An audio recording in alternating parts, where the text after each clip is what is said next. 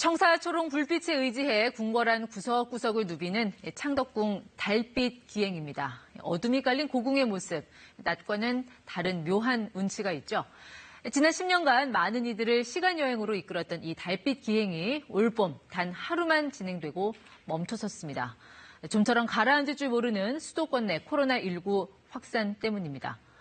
창덕궁을 포함한 이 4대 궁궐이 빗장을 걸었습니다. 언제까지일지 기약조차 없는 무기한 휴관입니다. 4대 고궁의 전면 관람 중단은 처음 있는 일입니다. 인천의 센트럴파크로 불리는 인천대공원도 출입이 막혔습니다. 지난 4월 말 하루 신규 확진자가 한 자릿수로 떨어졌을 때만 해도 조만간 마스크를 벗을 수 있지 않을까 희망을 품기도 했었죠. 하지만 이 코로나19 방역을 생활 속 거리 두기로 완화한 지 한 달이 지난 지금 인구 절반이 밀집한 서울, 경기, 인천 이 수도권에서 집단 감염이 잇따르고 있습니다. 이태원 클럽을 시작으로 쿠팡 물류센터, 개척교회, 또 방문 판매 업체를 거쳐 탁구장까지 꼬리에 꼬리를 물고 번져가는 중입니다.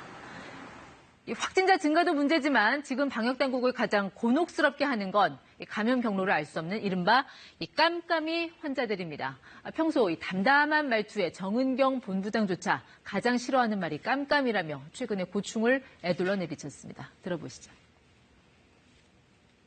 보건당국이 가장 싫어하는 말이 실은 깜깜이 감염입니다. 네, 깜깜이 환자 앞서 언급했지만요. 이 감염 경로를 알 수 없는 확진자들을 가리킵니다. 언제 어디서 감염이 됐는지를 모르다 보니 감염 이후의 접촉자를 어느 시점 또 누구부터 확인해야 할지 알 수가 없는 겁니다. 방역당국이 싫어할 만도 하죠. 최근 2주 동안 감염 경로를 알 수 없어 조사 중인 이 깜깜이 환자가 10.2%로 두 자릿수를 기록했습니다. 이 비율은 지난달 초만 해도 4.7%였는데 이제 10%를 넘어선 것입니다. 정부가 생활 속 거리 두기 기준으로 내세웠던 5% 선에 2배를 넘긴 수준이기도 합니다. 방역당국이 다시금 사회적 거리 두기로 돌아가야 할지 모르는 기로에 섰다고 한 것도 바로 이런 이유에서입니다.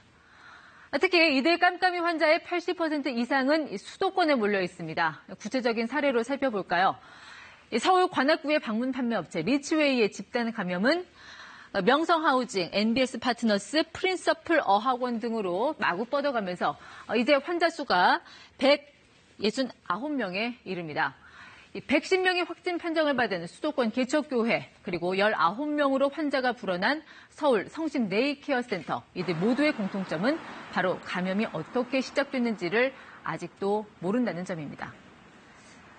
깜깜이 환자가 늘어나는 건 증상이 없는 이른바 조용한 전파자들이 함께 늘고 있기 때문이기도 합니다.